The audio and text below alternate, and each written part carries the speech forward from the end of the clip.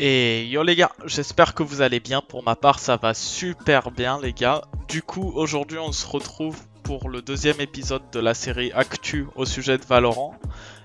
Dans le dernier épisode, je vous avais parlé un peu de ce qui allait arriver pour le patch 1.02 et visiblement j'avais raison. Ils ont donc sorti les enquêtes. Donc d'abord le premier paragraphe de l'introduction comme d'habitude. Ça y est, vous pouvez arrêter de nous poser la question. Le mode compétition sort dans ce patch. Le changement le plus évident est que le rang le plus haut s'appelle désormais, entre guillemets, Radiant. Et que nous avons ajouté une option de reddition qui sera très utile quand vous affronterez des joueurs radiants. Mise à jour des agents. Viper. Écran toxique traverse désormais les murs et place des émetteurs à tous les emplacements validés. Le sol par exemple sur sa longueur. En gros, ce que ça veut dire ça, c'est que vous allez pouvoir voir exactement où tombe votre smoke. Donc ça va être assez pratique. Ensuite, il y a l'ajout de morsure de serpent. Si un joueur subit des dégâts, il sera fragile pendant un court instant. Fragile est une altération d'état qui augmente les dégâts suivis. Remarque, les dégâts totaux sont les mêmes, les dégâts sont réduits mais l'altération les augmente, donc tout s'équilibre. Donc voilà, ça c'est pour les dégâts, donc ça veut dire que quand vous allez subir des dégâts de la part de Viper, vous allez en prendre plus. Mais apparemment ça s'équilibre, donc ça j'ai pas trop bien compris, il faudra voir quand en jeu, mais du coup pour l'instant ça veut dire qu'on part sur un buff de Viper. Délai d'activation d'orbe de poison augmenté de 0,5 secondes à 0,6 secondes. Alors les gars, pourquoi ils ont fait ça? Tout simplement parce que sur certaines maps, il y avait des endroits où on pouvait tout simplement pas passer avec certaines one-way de Viper, et c'était pour nerf ça. Bon, même si ça reste tout de même très fort, et je pense que Viper va être un personnage très méta. Ensuite, un petit buff de Jet, Tempête de l'âme, donc son ulti, se réinitialise désormais après avoir éliminé Phoenix pendant revanche. Donc la revanche c'est l'ulti de Phoenix. Avant il y avait un problème dans lequel Jet, quand elle utilisait ses couteaux pour tuer Phoenix, et ben ça les resetait pas. Ensuite, Reyna, un orbe d'âme, donc c'est une faute de traduction. Une orbe d'âme apparaît désormais quand Reyna tue Phoenix pendant la revanche. Donc ça aussi, Reyna, elle va pouvoir bénéficier d'une orbe, du coup c'est un buff pour elle. Au niveau de Cypher, alors, ils ont corrigé un problème à cause duquel la caméra espionne empêchait le désamorçage du spike. Donc ça c'était un glitch qui avait fait pas mal de scandales au niveau de Riot.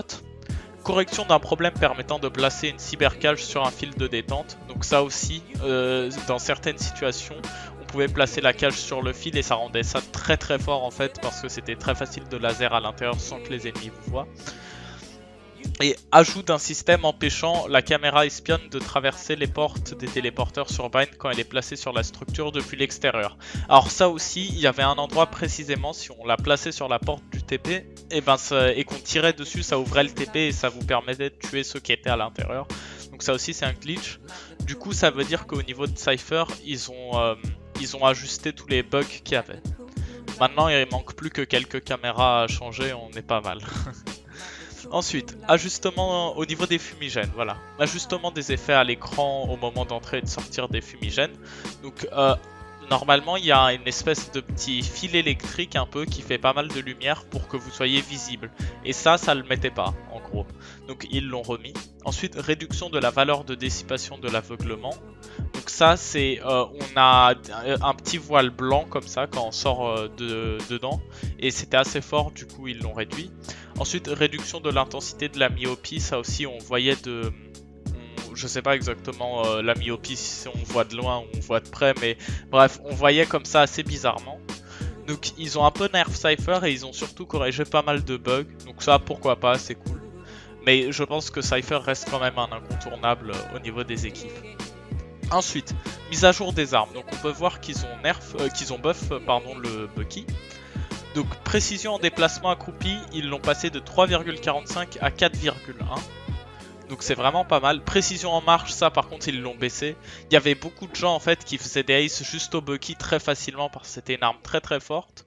Et du coup, ils ont décidé qu'on pouvait pas push comme ça en slow discrètement derrière les mecs pour pouvoir choper plein de kills avec. Et précision en course, du coup, ils l'ont augmenté aussi. Attendez que j'y revienne. Ils ont augmenté les valeurs donc de 3,5 à 6,4. Et du coup, ça fait que le Bucky est une arme encore plus viable actuellement que elle était avant. Avant, en fait, il y avait toujours un débat, voilà, qu'est-ce qui est plus viable, la Stinger ou le Bucky. Bien que le Bucky soit super fort, moi je vous aurais dit perso le Stinger, même si ça coûte 100 de plus. Là maintenant c'est vraiment beaucoup plus discutable. Après il faut voir ce qu'il est possible de faire avec ça in-game, mais ça a l'air vraiment très fort. Ensuite, mise à jour du mode compétition. Le mode compétition sera disponible dans ce patch, voici les changements depuis la bêta fermée. Donc icône de rang mise à jour, ça je vous l'avais expliqué dans la précédente vidéo. Nouveau nom pour le rang le plus élevé, Radiant, ça aussi. Et extension de la marge de différence de niveau pour jouer avec ses amis lors des parties de placement. Donc ça aussi, c'est pas une surprise, ils l'avaient déjà annoncé. Ensuite, ils ont fait beaucoup de changements au niveau des cartes. Alors, tout d'abord, les gars, ce qui se passait, c'était que sur toutes les maps, les joueurs se plaignaient qu'il y avait beaucoup trop d'endroits où les défenseurs pouvaient camper, en fait. Du coup, ce qu'ils ont fait, c'est qu'ils ont rajouté plein de, entre guillemets, dispositifs anti-campouses. Et alors, du coup, qu'est-ce qu'ils ont changé? Du coup, on a le bas d'égout A. Donc, égout A, voilà, c'est ça. C'est cette partie-là. Ils l'ont changé. Vous voyez que c'est beaucoup plus large maintenant, c'est beaucoup plus ouvert. Ensuite, l'entrée d'égout A. Donc voilà, avant il y avait une grosse caisse gigantesque ici. Maintenant, ils l'ont rendue beaucoup plus petite et beaucoup plus accessible. Ça permet d'éviter de trop camper. Ensuite, le couvert de lobby A a été restructuré pour offrir plus de lignes de vue et d'options de traversée. Donc, lobby A, c'est juste... Voilà, donc c'est juste ici. Donc en gros là, vous voyez que c'est plus large en fait et qu'il y a plus d'espace pour l'équipe attaquante. Ensuite, connecteur A, donc voilà, c'est un classique. Hein. Connecteur C, pareil. Et donc là, bah, vous voyez du coup. Et les portes de garage. Alors là, tu vois, il y avait souvent des gens qui se mettaient à camper avec un fusil à pompe dans les rounds d'écho. Maintenant, c'est plus le cas, c'est plus possible. Ok, donc ça, c'est vraiment cool. Ensuite, au niveau de Ascent, ils ont changé quelques trucs. Donc, faut savoir que... Alors, d'abord, je reviens du coup sur ce que j'ai dit concernant Haven. Faut savoir que Haven, c'est la map pour le moment qui est le moins équilibré de Valorant. C'est-à-dire que quand tu joues sur Haven et que tu commences défenseur, t'as 53% de chance de win la game, contre 47 du coup si tu commences attaquant. Et ça fait que en fait c'est la map la plus la moins avantageuse au niveau attaque. Ok, avant c'était split, mais ils ont énormément changé et maintenant c'est presque égal. Ok, donc ensuite Ascent, donc entrée de jardin, entrée de départ des défenseurs, principal A du côté des attaquants, y compris la position en hauteur pour prendre une ligne sur principal A en attaque. Donc là ils ont rajouté les 3 petites caisses ici. Là ils ont rajouté ça, il y avait énormément d'attaquants qui campaient ici et qui attendaient un flank par là. Ok, donc ça ils ont changé, c'est très bien. Et là aussi ils ont rajouté des caisses. Du coup, ce qui se passait, c'était que là, ce spot, il était très fort parce que sur Ascent, tu pouvais très facilement camper en attaque et empêcher certains flanks. Du coup, là, ils ont décidé de tout rééquilibrer et je trouve ça plutôt pas mal. Ensuite, sur Bind, ils ont changé 2 trucs seulement. Donc vous pouvez voir au niveau de Shower, ils ont rajouté un petit râtelier ici. Comme ça, si vous venez d'ici en attaque et que vous devez décaler, eh ben, vous pouvez directement regarder à gauche sans vous préoccuper de ce qu'il y a à droite puisque c'est couvert. Et ensuite, au niveau du TPB, ils ont ajouté un angle arrondi au niveau du téléporteur. En fait, ce qui se passe, c'est qu'il y avait souvent des ennemis qui campaient dans cet angle mort là. Ok, puisqu'on n'était pas vraiment visible de l'intérieur de Hookah. Et du coup, quand vous opponiez, vous voyez les mecs, vous pouviez les wallbang, mais vous pouviez pas... vous vouliez, mais vous pouviez pas à cause du truc en métal qui est juste là. Maintenant, à cause de cet angle arrondi, les mecs ils pourront plus camper sans pouvoir se faire wallbang, donc c'est plutôt cool là-dessus. Encore une fois, ça aide un peu les défenseurs sur Unbind, qui est une map extrêmement équilibrée, je trouve. Ensuite, donc sur Split, ils ont changé qu'un petit truc, c'est là. Donc c'était ce petit... avant il n'y avait pas ça, du moins il était incrusté dans le mur. Maintenant ils ont changé le petit pylône en métal, ce qui fait qu'on peut plus vraiment camper ici sans être vu. Ce qui se passait, c'était que quand on décidait de save notre arme, souvent on se retrouvait à camper au spawn. Et il y avait beaucoup de gens qui campaient ici. Et en fait, quand les gens devaient push et choisir soit de regarder ici, soit de regarder ici, bah souvent ils regardaient vers le spawn parce que c'était ce qui avait de plus obvious et ce qui faisait que c'était une position très très forte. Donc voilà, il a été un peu nerf côté, des gens qui veulent save. Ensuite, ATH et interface. Donc ça c'est pas très intéressant. Tout ce qu'il y a à retenir c'est que ils ont changé au niveau de la facilité d'accès des agents.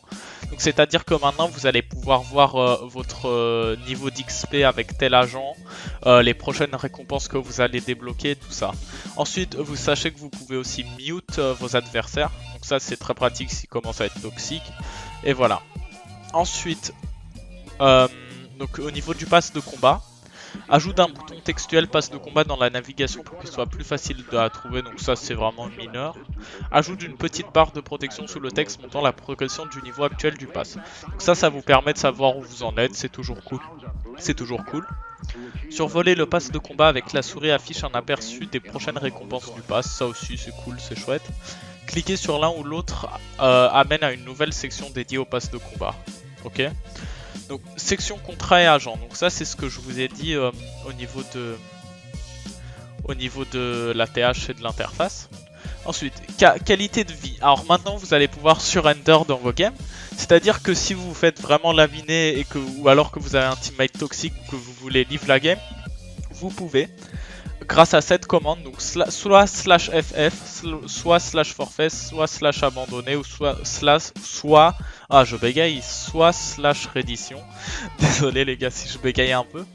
Ensuite, du coup, pour ça par contre il faudra que tous les membres de l'équipe soient d'accord et il faut les faire sur un certain timing, donc soit en début de round, soit pendant le round, mais le vote s'effectuera au round d'après. Il faut bien sûr que vous ayez joué 8 rounds juste avant, ok. La reddition ne peut pas être proposée avant la manche 8. Voilà.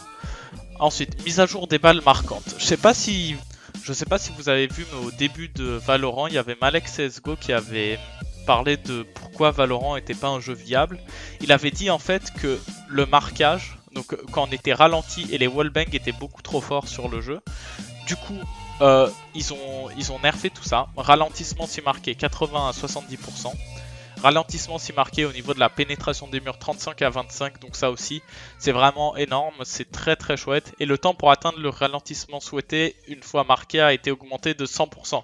Donc ça veut dire que vous allez pouvoir jiggle peak, ok, et que vous n'allez pas être ralenti directement comme ce qui se passait avant. Jiggle peak c'est le fait de donner un coup d'épaule au niveau d'un mur pour prendre l'info, pour ceux qui ne savaient pas. Donc voilà.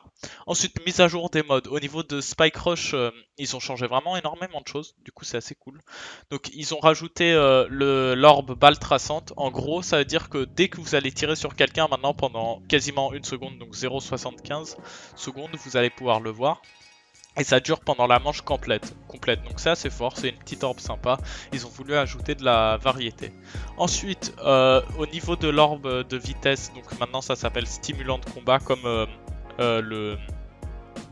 la tourelle de Brimstone. Le temps de rechargement a été réduit, donc ça c'est mineur. Équipement d'une arme réduit. Le temps de récupération aussi. Non, ça c'est assez fort. La cadence de tir a été augmentée de 30%.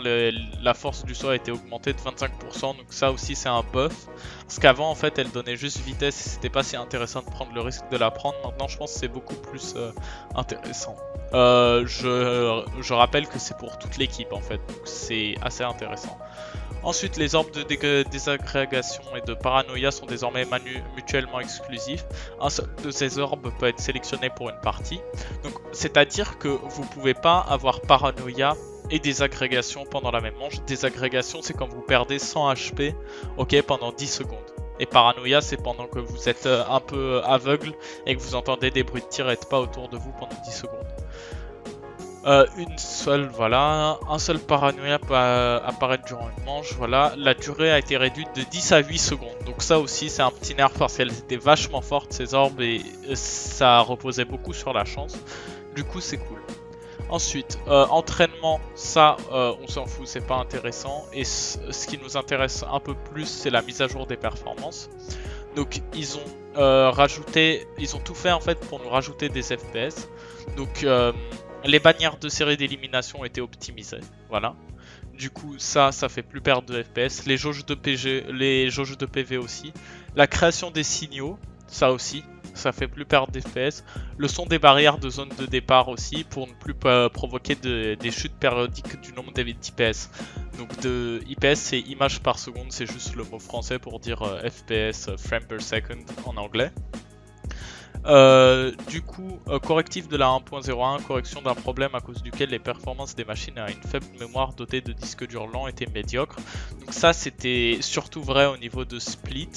Et du coup voilà, correction des bugs, ils en ont corrigé beaucoup mais c'est pas très intéressant. Et ils font justement 2 petits paragraphes sur les problèmes connus. Et donc ils travaillent du coup actuellement comme il avait dit dans l'article annonce du patch 1.02 qu'ils allaient essayer de travailler sur le fait que ce soit beaucoup plus dur de gagner en solo queue que dans une équipe de 5. Et ensuite, voilà, donc ça c'est pour les joueurs suédois, c'est pas intéressant du tout, on s'en fiche. Alors du coup les gars, j'espère que cette vidéo vous aura plu. Pour ma part, j'ai bien kiffé la faire. Je vais essayer de vous sortir des vidéos un peu plus régulièrement en ce moment. Avant on était sur de l'upload tous les 2 jours, maintenant je vais essayer de vous faire du daily upload. Je sais que ça va être compliqué, je vous promets rien, mais je vais vraiment essayer. Sur ce les gars, n'hésitez pas à liker, à mettre un petit commentaire et à vous abonner, c'est le meilleur moyen de me soutenir. Et sur ce les gars, on se retrouve à la prochaine. Ciao.